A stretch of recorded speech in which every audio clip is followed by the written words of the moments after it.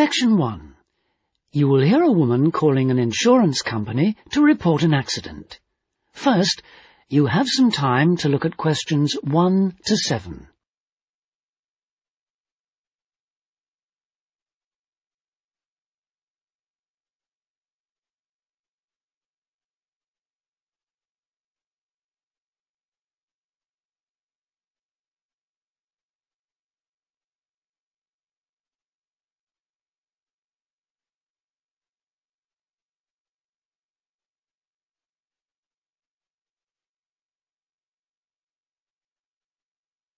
You will see that there is an example which has been done for you.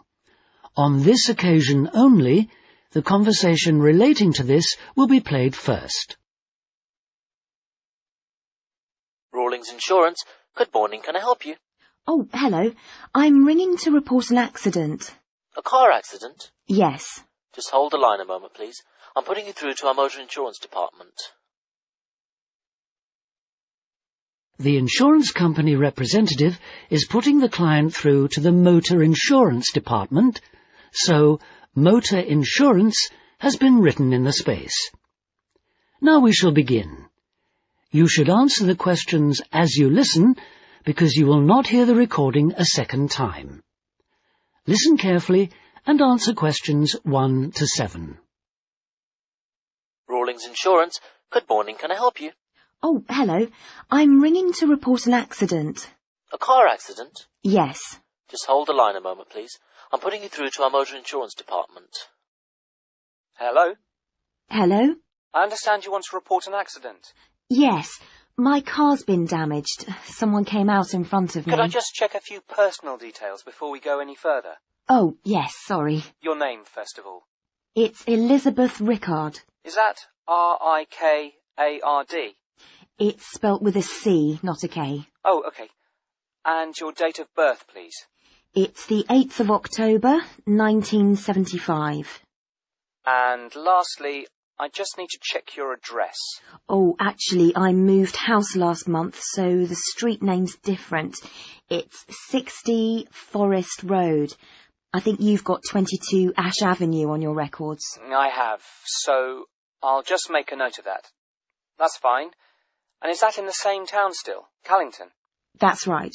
Right. Now, do you have your insurance policy in front of you? Yes, I do. Can you give me the policy number, please? It's at the top. Oh, yes. 50924? It's in a box. It should start with letters. Oh, CZ8809? That's the one. And now I want to ask you about the accident itself. Is that okay? Yes, that's fine. First of all, did it happen today? No, it happened yesterday evening, but by the time I got home it was late, so I didn't call. That's not a problem. So, let's see. Today's the 13th of September, so it happened on the 12th. Is that right? It is. Do you know approximately what time the accident occurred? Oh dear, I wasn't wearing a watch and I was a bit shocked, but I'd say it was between 8:15 and 8:45. That's okay. I'll just record that it happened at about 8:30. It doesn't matter exactly. And I don't suppose you've got any supporting evidence, have you? I mean witness statements, that kind of thing. I don't have witness statements, I'm afraid, but I've got a police report. They came and measured up and checked the marks on the road, but unfortunately nobody else was around at the time of the accident. Any hospital report? No. So I take it you don't have any medical problems then? Any injuries? Only minor ones. It was mainly the car that got damaged, luckily. Absolutely. But we do recommend that you have a check-up anyway, within 24 hours if possible. Yes, okay. I'll make an appointment today. Fine. And now, can you tell me what happened exactly? I'm going to make a few notes. Before you hear the rest of the conversation, you have some time to look at questions 8 to 10.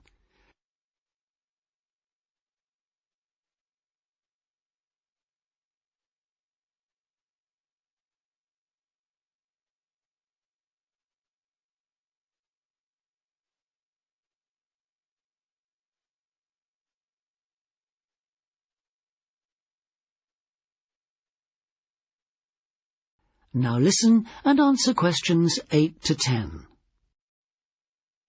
I was driving home from the swimming pool and I don't know Callington at all, so could you describe it for me? Where did the accident happen? On the road between Newtown and Callington. I was driving from Newtown, heading towards Callington, and... OK, just let me draw the road layout. Right. OK. When you leave Newtown, there's a sharp bend in the road, and then there's a railway bridge. OK. And then about half a kilometre further on, there's a crossroads with traffic lights, and I was just in between the two when it happened. I wasn't going very fast. In fact, I definitely... So you'd already gone over the bridge? Yes, and I'd passed the park, that's on the right-hand side, and I was just approaching the petrol station. Where's that then? It's a bit further along, on the opposite side. So on your near side then? Yes. As I was approaching it, I saw a blue van coming towards me. The driver had stopped in the middle of the road. Was he indicating? Yes, he was waiting to turn into the petrol station, but then at the last minute he decided to turn right in front of me. He must have thought he had enough time, but I had to swerve to avoid him, and I came off the road and landed in a ditch on the opposite side. I don't suppose he stopped, did he? Oh, yes, he came over to see if I was okay, but he tried to say it was my fault, and there wasn't anyone else around. That is the end of section 1. You now have half a minute to check your answers.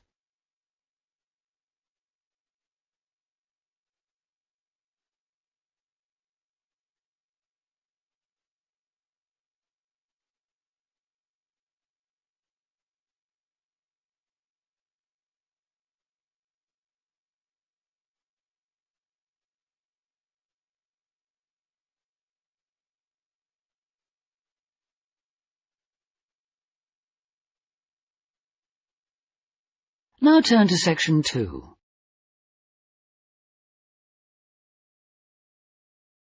Section 2. You will hear a woman talking on the radio about a project to conserve dormice in one area of the UK. First, you have some time to look at questions 11 to 14.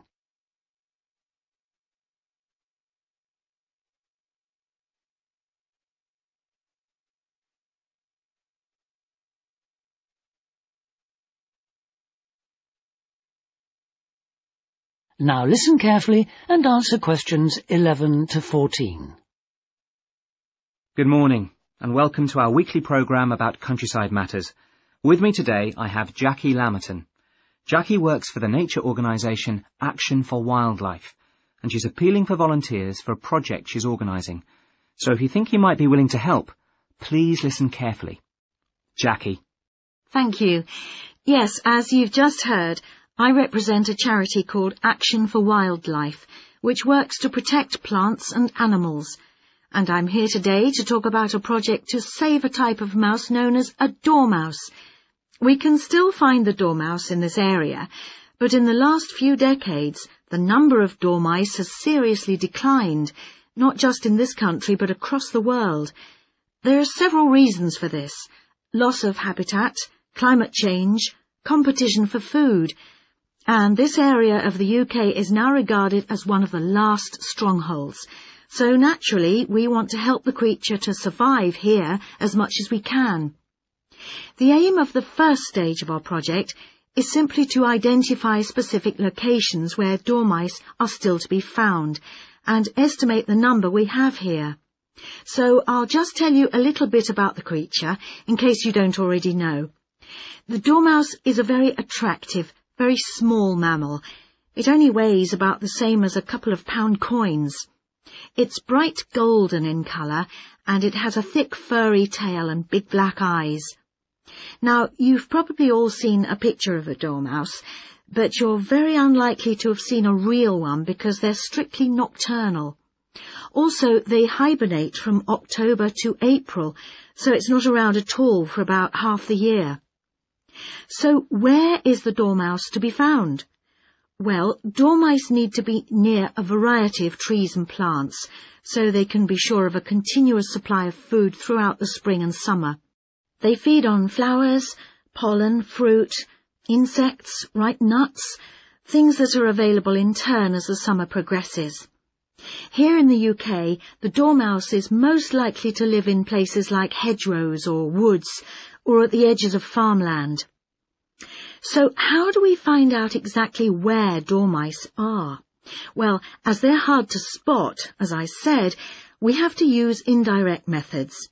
Instead of trying to see dormice themselves, we look for evidence of dormouse activity. Dormice eat hazelnuts, so we'll be looking for the shells that dormice have opened to get at the nut inside. A lot of wildlife species eat hazelnuts. It's not just dormice. But it's usually possible to tell which particular animal has opened a nut by looking at the marks on the shells. So now, for those of you who would like to help us carry out this survey, let me tell you exactly what to do. You'll need to get an identification sheet like this from us. Then you should spend time looking for hazelnut shells in the bottom of hedgerows or on the ground in woodlands. Before you hear the rest of the talk, you have some time to look at questions 15 to 20.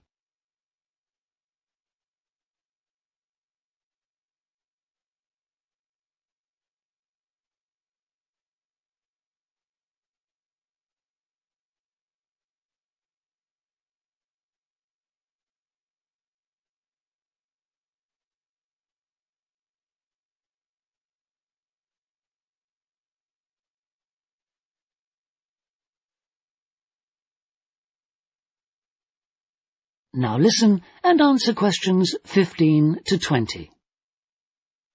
If you find one, use the identification sheet to try and establish what kind of creature has opened it. You'll see from the pictures on the sheet that different creatures do it in different ways. For example, you'll see that insects make a small hole in the shell, less than 2 millimeters across. Then there's another type of mouse called a wood mouse. Wood mice make a hole in the shell too, but they leave parallel tooth marks on the inner rim of the shell, as well as rough scratches on the surface. Thirdly, there are little mammals called voles. These creatures don't leave any marks on the surface, but they leave tooth marks on the inner rim of the hole. And these marks are neat and parallel, so they're fairly easy to identify. Then there are squirrels and birds. They both open the nuts, leaving half shells that have got jagged edges. And finally, we have our dormice. They make a hole in the shell that has a smooth inner edge, and the tooth marks it leaves are on the surface, at an angle to the hole. And these are the ones we're looking for, of course. Firstly, if you do find any nuts which you think have been opened by dormice, you need to record their location as precisely as possible. You can use the grid references on a map, or you can sketch your own map.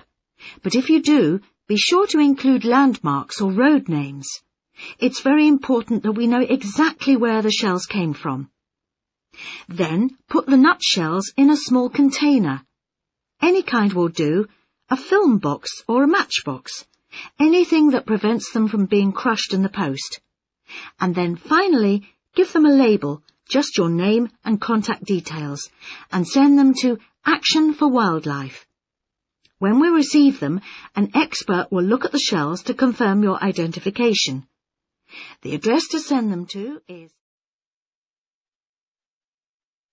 That is the end of section 2. You now have half a minute to check your answers.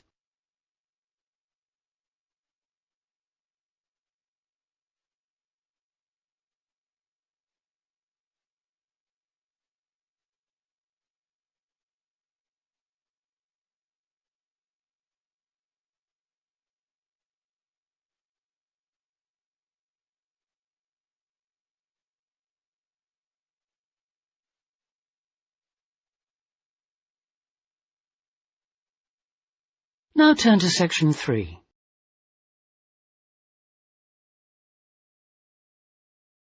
Section 3.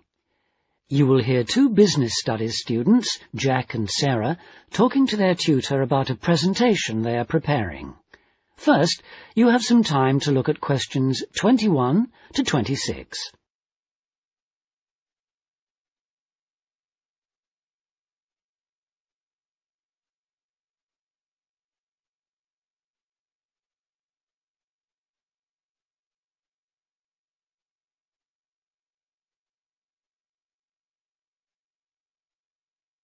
Now listen carefully and answer questions 21 to 26. Hello, you two. Have a seat. Okay. So you're going to tell me about the presentation you're preparing for next week's marketing seminar, right? That's right. We've drafted this plan for you to look at. Okay, thanks. Perhaps you could just talk me through it, could you? Sarah, do you want to begin? Yes. Well, we're going to compare the websites of two bicycle companies. Right, and they're called Hills Cycles and Wheels Unlimited. Yes. And first of all, we've compared the content of each site and the presentation. Then we've done an evaluation of each one. Okay. And did you find much difference between the two websites, Jack? Quite a bit, yes. Wheels Unlimited has a lot more pages for a start.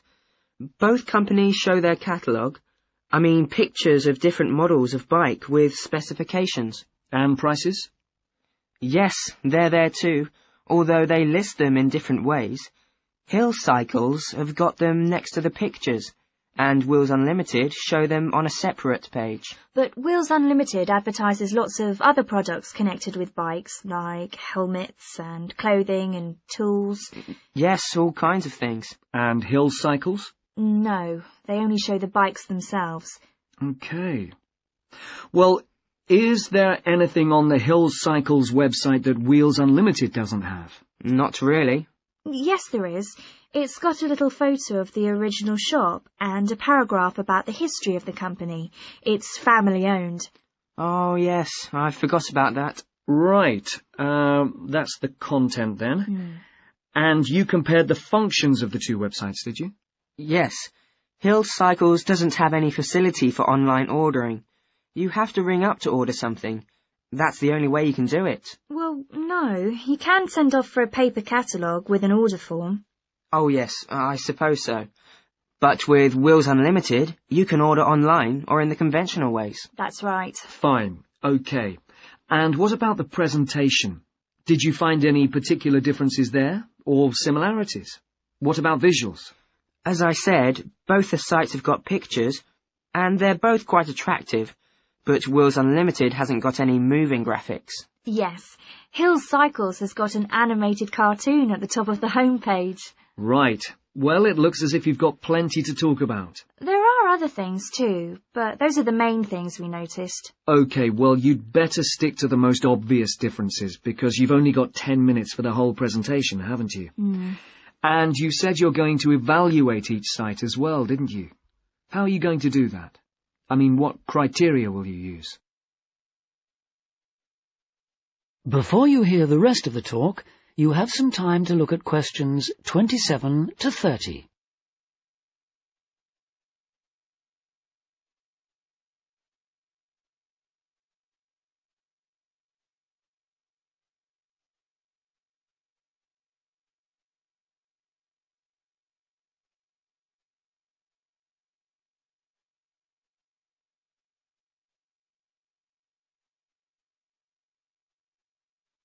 Now listen and answer questions 27 to 30.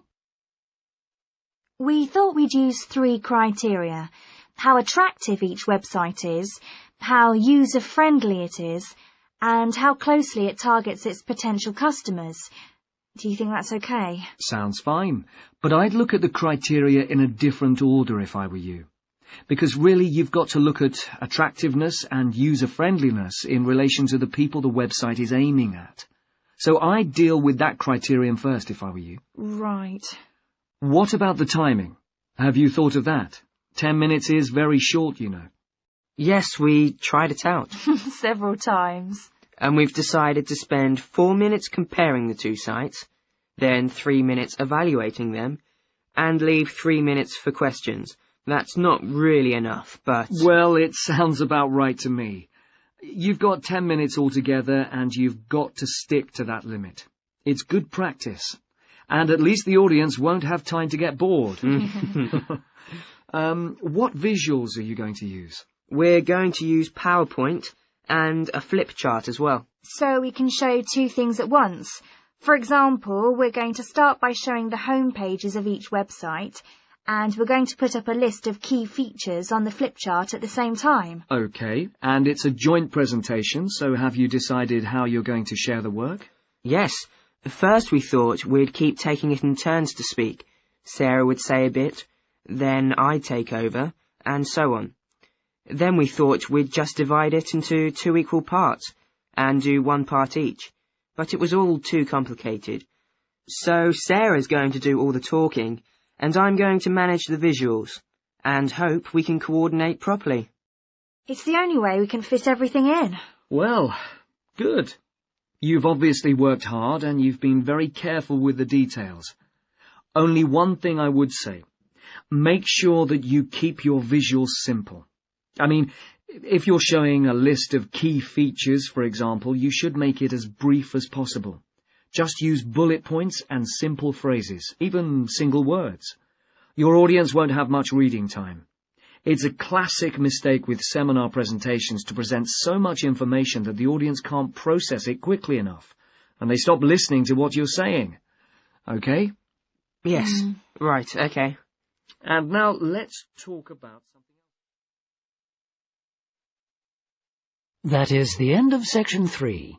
You now have half a minute to check your answers.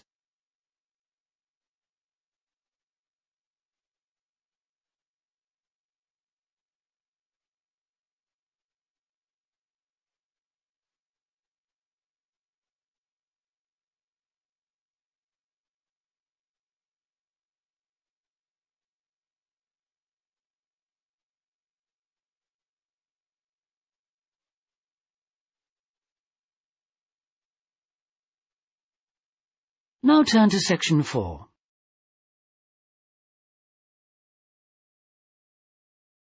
Section 4. You will hear a lecturer talking about the way in which elephants communicate. First, you have some time to look at questions 31 to 40.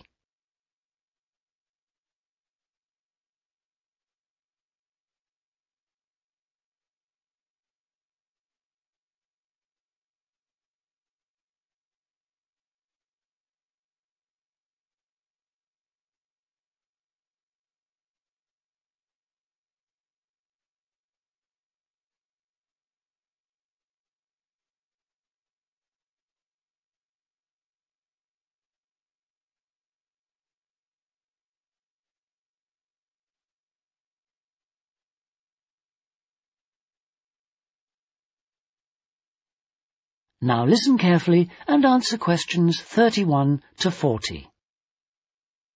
In today's lecture, I'm going to continue the theme of animal communication, and I'm going to describe some of the latest research into the largest of all land animals, and that is the elephant, of course. Let me begin by briefly outlining the structure of elephant society. Elephants live in layered societies. The basic family unit is formed of small groups of adult females who are related to each other and their young of both sexes. Now the females remain in their families for life. They're highly social, but male elephants leave their families at about 14 years of age. They travel alone or congregate in small, loose groups with other males, occasionally joining a family on a temporary basis. When males are ready to mate, they wander widely, searching for receptive females. The family unit, on the other hand, often contains 3 generations, and it can remain stable for decades or even centuries. Then, each family associates with between 1 and 5 other families, probably consisting of their more distant relatives. Scientists call these groups of families bond groups, and bond groups belong, in turn, to even larger groups called clans. So elephants have a complex social structure. And like other social animals, they have to be able to communicate. But what baffled early naturalists was their ability to communicate over long distances. So they set about researching this question. In one experiment, scientists fitted groups of elephants with radio tracking collars, and what they observed about their behavior really intrigued them, because they found that there was some sort of coordination between families. For example, two separate family groups might move in parallel to each other, miles apart, and then change directions simultaneously, either turning or moving towards each other.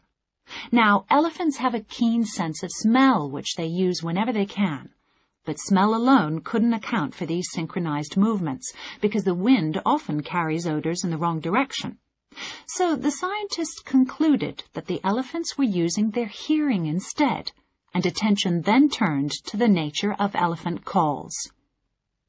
In another experiment, scientists from Cornell University in America went to Etosha National Park in Namibia, and they produced a recording of calls made by a female elephant to potential mates. Then they broadcast it. And they did this from a van which was parked more than half a mile from a waterhole where several bull elephants were drinking. And two of these looked up, spread their ears wide, and then crunched through the bush towards the loudspeakers. As you can imagine, the scientists may have been alarmed at this point, but the elephants marched straight on past them in their van in search of a female elephant.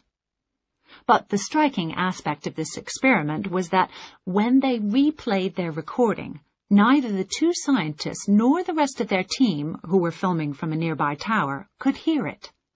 And that's because the sounds that they had replayed were below the lower threshold of human hearing. In scientific terminology, the sounds are infrasonic. Elephants can make these extremely low-pitched sounds because although they have a larynx or voice box that is similar to those of all other mammals, it's much larger. But what do the sounds mean? Scientists from Pittsburgh Zoo in the USA have classified certain infrasonic calls based on when these occur and how other elephants react to them. They found, for example, that when individual family members reunite after separation, they greet each other very enthusiastically, and the excitement increases with the length of time that they've been separated. They trumpet and scream and touch each other. They also use a greeting rumble. This starts at a low 18 hertz. Hertz is a measurement of sound pitch. Crests at 25 hertz, which is a level just high enough to be audible to humans, and then falls back to 18 hertz again. In another example, an elephant attempting to locate its family uses the contact call. This call has a relatively quiet, low tone with a strong overtone which is clearly audible to humans. Immediately after contact calling, the elephant will lift and spread its ears and rotate its head as if listening for the response. The contact answer is louder and more abrupt than the greeting call, and it trails off at the end. Contact calls and answers can last for hours until the elephant successfully rejoins her family. A third type of call seems to represent a summons to move on. At the end of a meal, one member of a family moves to the edge of the group, typically lifts one leg and flaps her ears. At the same time, she emits a "let's go" rumble, which arouses the family and they start to move on. Finally, mating activity is associated with yet another group of calls.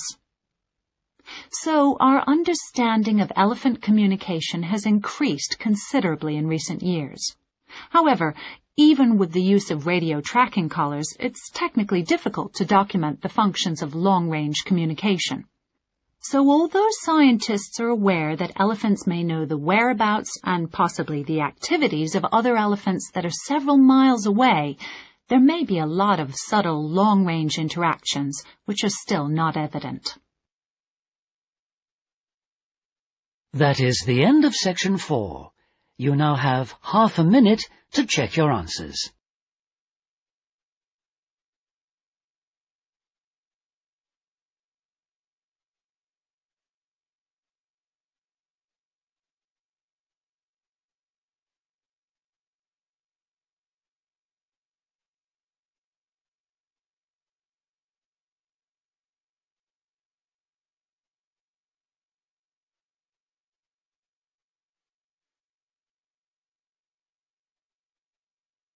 That is the end of the listening test.